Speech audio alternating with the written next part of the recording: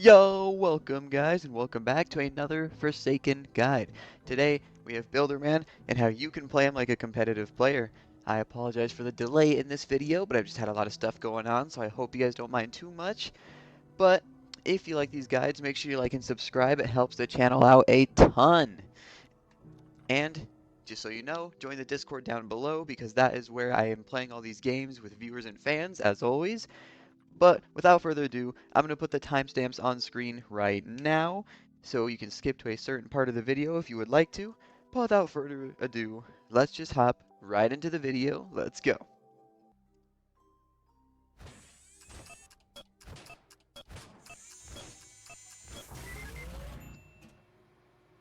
The first support of this series, Builderman and his Sentry. So, what you need to know with supports more often than not, and especially Builderman, is you cannot get seen. Your role as a support is to well support. So if you are getting seen by the killer, they might or will more often than not target you immediately. So you want to make sure that you have built your sentries and you're out of there. You want to make sure that after you've done what you need to do, you are on the other side of the map, because once you're on cooldown, that's what you are. You're nothing. You're basically no help to the team anymore, because once you have your things built, then there's no other reason for you to be trying to get up in the killer's face just to get immediately targeted. Once you have your sentries down, just make sure that you are gone. But when it comes to actually placing your sentries, you don't need to be stingy about them either. The whole point of a sentry is that it is making the killer go out of their way to break it. You don't have to have a perfect spot to place your sentry. You don't have to have some absolute god spot to place your sentry. The entire point is that it's going to get broken, and it is going to get destroyed every time. All you're doing is buying time for your teammates to run away, because once the killer goes out of their way to break the sentry, then the chase has to be reset. And that is your entire goal. So make sure you are placing your sentries at prime loop spots and a little bit off of the path of the loop spot, so that it shoots at the killer and the killer has to break their flow and break their pathing to go break your turret. And that's what it's all about.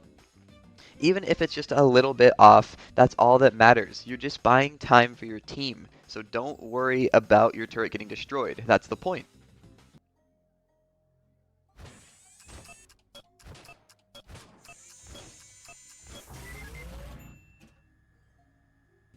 When it comes to the dispensers, a huge mistake I see from a lot of buildermen is putting your dispenser in a spot that is just completely out of the way of the entire map. So if someone gets caught healing on the dispenser, they just get absolutely destroyed immediately. And I understand that if you put your dispenser in a very secretive corner of the map, then maybe the killer will never find that person and maybe they get to heal all their health back. But a smart killer is going to find and chase who the lowest health person is. So what you need to be doing with your dispenser is you need to be putting it at a very solid loop spot, but also in a kind of just a not even hidden, but a decently relatively unseen spot of the loop. As you can see in all these background clips, I am putting my dispenser at a loop spot, but also that spot is relatively hidden from the killer if they are on the other side of the map or something. Because if the killer catches someone on a dispenser and that dispenser's in a horrible spot, well, guess what? You just got your teammate killed. Because there's no way your teammate can escape that situation without taking a hit or two or even dying. So the whole point of the dispenser is making sure it can heal people while still not putting them in an awfully precarious situation. Does that mean it's going to get broken a little more often? Yes. But does that also mean your teammates are always going to be safer than just putting it in a random corner and hoping? Also yes. So just make sure you're not getting your teammates indirectly killed with this. So getting killer-specific tips is a little more tough for supports, but with Builderman you can actually pull it off. When it comes to Slasher, just know that he hardly has punishable abilities or speed killing abilities for your turret, so against Slasher the turret can be very, very punishing. So just putting your turret anywhere that distracts the Slasher in any way is already a huge help to your team. But of course, whenever you are playing against killers, make absolutely sure that the killer cannot see you when you start building. Don't try to build in front of the killer's face or in the line of sight of the killer. They're gonna run to you and immediately bully you. But when it comes to Slasher, the turrets can be extremely punishing. So just make sure if your teammates are getting chased somewhere else that you can put your sentry somewhere else at a very decent loop spot as well. As you can see, my other teammates are getting chased at the best loop spot right now at the blue area. So I put my sentry around the little mini loop here on top of this hill. This hill sucks and I don't like it. But since all of my teammates were looping around the best loop on this map already, I had no other choice but to put my turret here so the killer wouldn't see me placing the turret. I go ahead and speed through this generator really fast before getting back into it. And as you can see right there, the turret did get a shot off on the Slasher, so it already got a lot of value off. And now everyone is able to get some distance as the Slasher destroys the turret up there. And now I am realizing, alright, I have a prime time to put my turret around this very amazing loop, or the only loop. But first I put this dispenser around the other half of this loop, just in case anyone ever needs it in the future. But right now, I'm going to immediately put my sentry right here on this good loop when I get a safe opportunity, of course, because since I see Slasher just running around the loop, I can't obviously put it there yet. So I am waiting for an opportunity to put my sentry down, and I thought I had a good opportunity here, but my teammate does come around the bend, but the Slasher just kind of lets it happen. So, you know, terrible decision making on my part, but the Slasher did let it happen, and now the turret is in a very annoying position. The Slasher is going to be forced to go break it if they want to continue any sort of chase. And that's exactly what happens. The turret starts slowing down the Jason, but they don't really do anything about it, which is very nice always. That's always very nice. So I'm just hoping that my team knows to keep looping around the turret because you have to utilize that turret until it breaks, and Jason does not want to do and wants nothing to do with the turret. So that's always great. The more use you get, the more shots you get out of your turret, the better. Even slowing Jason down in raging pays. So everything is just going according to plan here. And of course, when the Jason can't do anything about it, well, there you go. This is like the prime usage of a turret, because if the killer refuses to break your turret, then they're never gonna get a hit on anybody. So this is a prime example of what happens when no one breaks the turrets, and a prime example of how impactful a turret can be during the chase. So Coolkid is a bit of an interesting case because, as I said at the start of the video, even if you just put your turrets on an off spot, then that is enough more often than not. But against Coolkid, there's actually a bit of a special requirement you need to do for your turrets, and that is the fact that walk speed override can immediately break your turret. This means you really do not want to put your turret just slightly off of the loop, because the Coolkid can then just use your turret as a bounce for walk speed override. Not only will they be breaking your turret, but they also can save their stamina by using walk speed override to get some distance. So when you are facing a Coolkid, you need to make sure that your turret is either very, very far off the loop, so the Coolkid has to go out of their way to break it, or that it's above on an incline, or just make it so that there's no way that the Coolkid can use your turret as a walk speed override bounce. And if you do that, you should be perfectly fine. As you see here, I put my dispenser up at the little staircase here, in case anyone needs it, even though most people are already dead, which is pretty scary stuff, but it is what it is. The Coolkid had to break my turret already because my teammates are looping around the best loop on this map. So I'm immediately thinking, alright, how can I get this sentry back up onto that area without getting absolutely destroyed? Then my teammates keep looping around this loop here on Pizza Place, which is where you should be looping every time, so I do not blame them. The Coolkid summons minions and decides to go chase someone elsewhere, so I use this opportunity, make sure the Coolkid isn't coming back for me, to replace my sentry in this spot. There's no way for the Coolkid to use walk speed override to bounce off this turret. They have to go up and break it, or they don't have to go up to break it, they can still hit it from the ground, but it does make sure that the Coolkid has to go out of their way to break it. The minions are here, so I'm just trying to make sure I don't get slaughtered by a minion around this loop. The minion goes away though, so it's no trouble at all. And now I'm just waiting and hoping that my teammates know to use my turret to loop, because that's really what Builderman is all about. You do not want to be getting seen at all, because if you do, a smart killer will go out of their way to destroy you first. That's how it is with supports, and that is what you are taking up. The responsibility you are taking up when you play a support character is that you will probably get targeted, and that is okay. As long as you know what you're doing and even one of your teammates can help you, you should be fine. I just walk around this corner and get demolished by a minion, but it's okay. The Coolkid is not going for me. So I'm finding a new area to build my dispenser, and that is exactly what I do. I build it at this corner loop right here, and me and the guests can start healing because of it.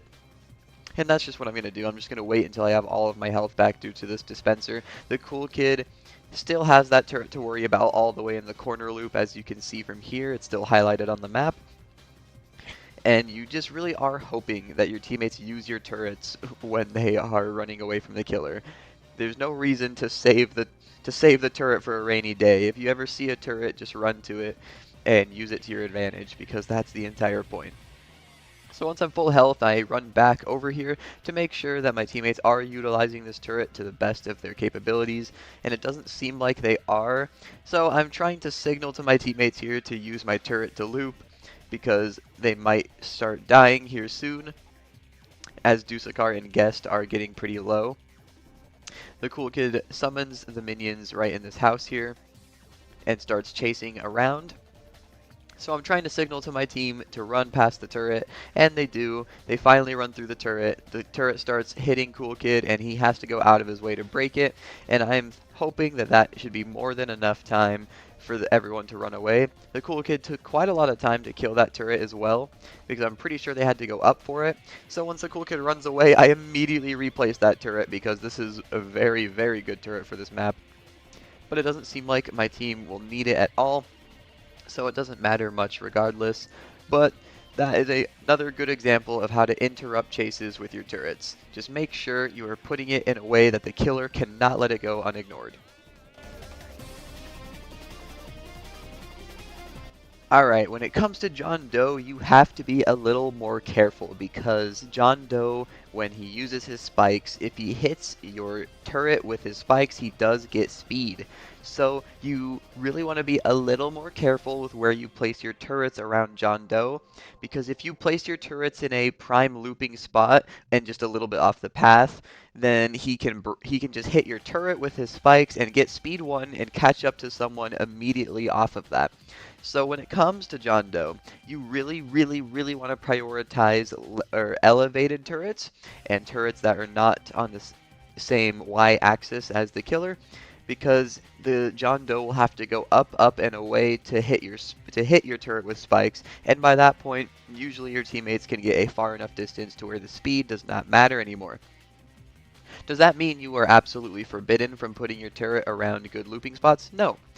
The fact of the matter is, when you are playing a support, it is really, really determinant on how your teammates can play with your utility. If you place your sentries at a little bit of an off area of a prime loop spot, that is totally okay. Because if the John Doe hits that with his spikes, hits your turret with his spikes, yes, he'll get speed, but by that time, your teammate should have already been long, long gone from the area. You really just have to hope your teammates realize that. If a John Doe tries to use his spikes to kill a sentry, then your teammate should be long gone. It should be nowhere near that loop anymore by the time the spikes come out, so that when John gets his speed, it will not matter anymore. So that's just something to keep in mind, is that John gets free speed off of your turrets, but still, at the end of the day, you're placing your turrets how you should be placing them, and don't worry too much about it. As long as your teammates know how to play around your turrets, then it shouldn't be a problem at all. As you can see in this clip, most of my teammates do. They keep looping around this top turret up here, and the John has to go up here to break it with his spikes, and by the time he actually does break it with his spikes, there's no one left in the vicinity for him to even catch up to, so there's no chance at all. He does end up killing the chance here, which is unfortunate, but it's really no matter at all. I'm waiting for the spikes to go away so I can once again place my turret up here, but he didn't actually break the turret with his spikes, so we can all just use the turret once again. And that's what we're all waiting up here for, is just for the John to come up here and try to spike it again. That's what all of us are just chilling and waiting for. No one even has to use the dispenser thus far, basically, which is also very nice. The John does finally break the turret up there, and at this point there's only 30 seconds left, so basically nothing the John can do to kill anyone with the amount of health everybody has. But I'm still, just in case they do, I'm still going to come back up here and replace my turret, because this is such a good turret spot, as long as your teammates know how to not get trapped up in castle. And just like that, the match does end very quickly here in these last couple of seconds. But that's something to always keep in mind with John. Don't let him get free speed and slime your teammates out right after.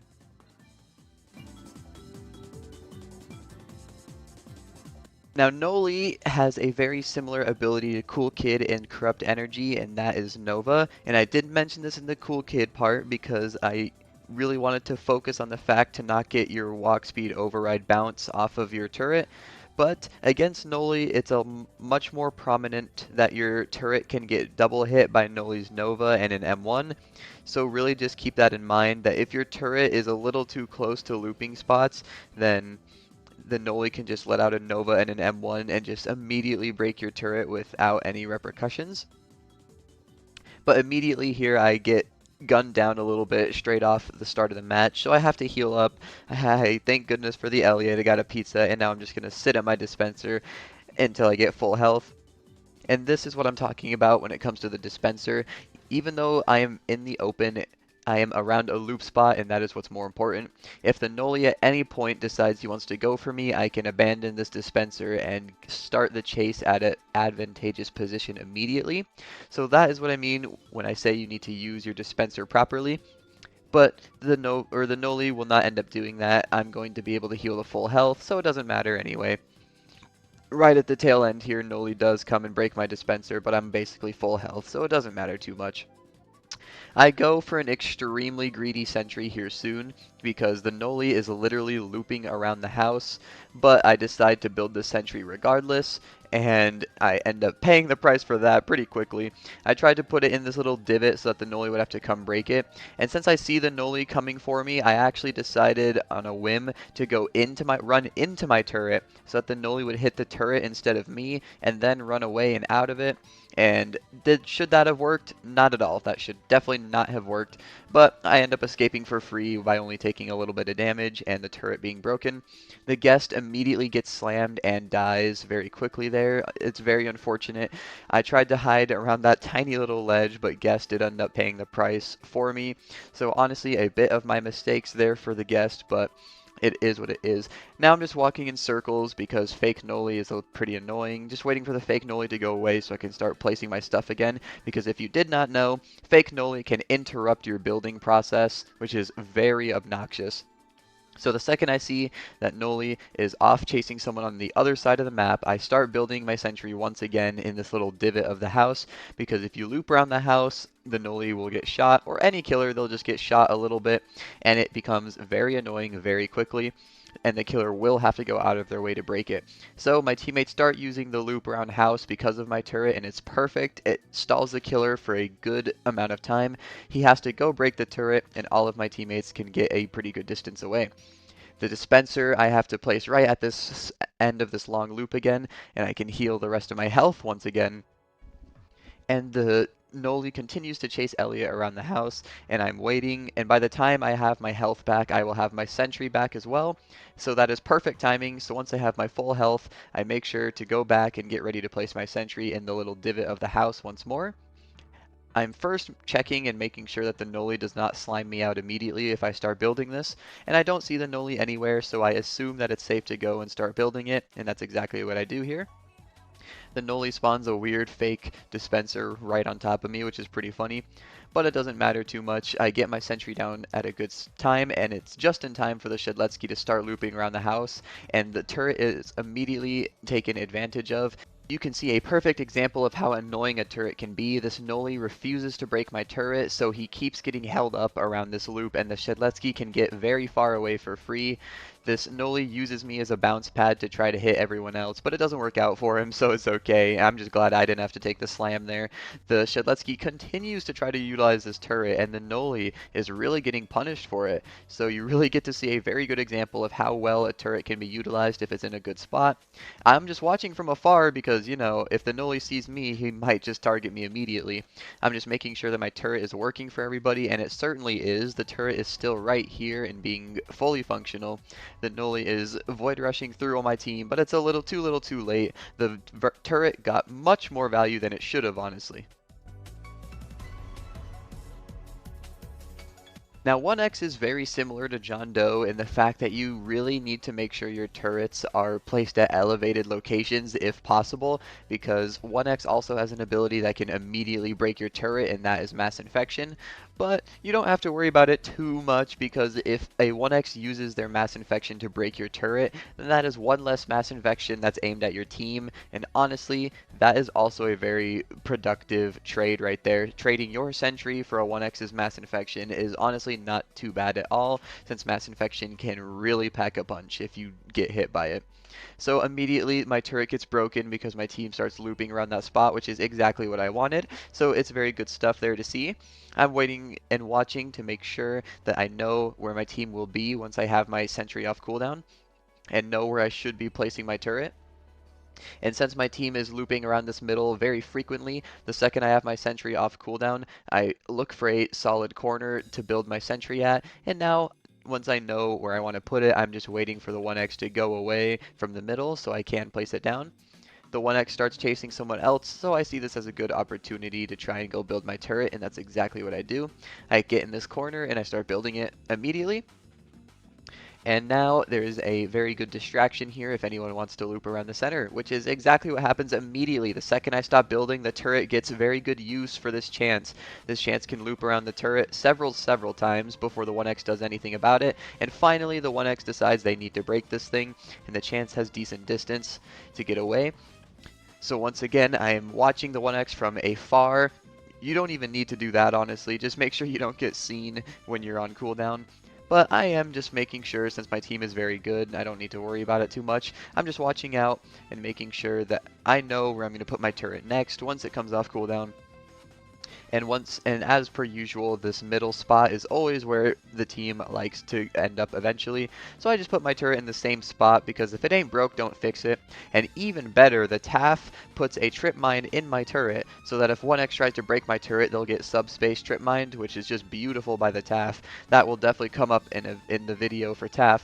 But he gets subspaced immediately, and then Shedletsky stuns him in the face, and then he has to go break the turret. So that wastes so much of the killer's time, and by the time the killer can actually start chasing anyone, yeah, everyone's on the other side of the map. Everyone's gone. So the 1x decides that I am next because I actually was the closest person, which you should never be. You should never be the closest person to the killer as a support, but I did happen to be. So he goes for me next. But it's no problem at all. I just start using the good looping spot as per usual, and the 1x decides to give up on me. And there's only 15 seconds left, but it doesn't matter. I'm going to place this turret down regardless. The third time I'm putting this turret here. Thank goodness the 1x did not just hurl that mass infection in my face. The turret gets some more use by shooting a killer in front of the Dusakar, but the Dusakar did either zero out on stamina or get unlucky because they did still die there. The 1x had to go out of their way to break my turret once more, but with only 25 seconds left, there's about nothing they can do since it turns out that I'm the second lowest person in the lobby right now. Shedletsky is in a bit of danger, but it's no problem at all. He's able to survive, and another great example of how disruptive a turret can be for a good team and good killer. So to go over everything from this video, as a support and as Builderman especially, you want to make sure that you are not getting seen by the killer no matter what you are doing, because if the killer does see you, a smart killer should just be immediately trying to go for you until you are dead, so you can't help the team anymore. So make sure you are placing your turret out of sight completely, and if you are placing your turret, elevated spots are very beneficial for you. And if that's not possible, then just take one of the best loop spots on the map, go off the path a little bit and build your turret there, so that it can still disrupt the killer at the best loop spots. And if you do this, the killer will have to go out of their way to break it, or else it will become very disruptive for them and completely destroy their chances. So you're able to reset the chase for your fellow survivors, and it's a very, very great ability to have because it buys your survivors so much extra time if they know what they are doing. When it comes to your dispenser, you really need to make sure that you aren't putting it in some random corner of the map because yes, maybe the killer will never find it and maybe your teammate can heal to full health, but if your teammate gets caught there, they're going to get utterly demolished. So just make sure you put your dispenser at a very good looping spot around the map, because in that case, not only will your teammate be able to heal up, but if the killer does see them healing up, they can start the chase in an advantageous spot because they're already at the loop spot and ready to go. And when it comes to killer-specific things like John Doe and 1X, prioritizing elevated spots is always great, but it's also great that the killer has to trade their abilities just to get rid of your turret, and that's what makes Builderman so disruptive and so good to have on a team. And it's even better against killers like Noli, Slasher, and Coolkid because it becomes extremely disruptive if you don't let your turret get used as a bounce pad for Coolkid's walk speed override, as an easy two-shot combo for Noli, and against Slasher it's just utterly devastating. But if you like these videos, make sure you like and subscribe. It really does help the channel out a ton. Make sure you join the Discord if you want to get in these videos and play with me, but I will see you all in the next video. Goodbye.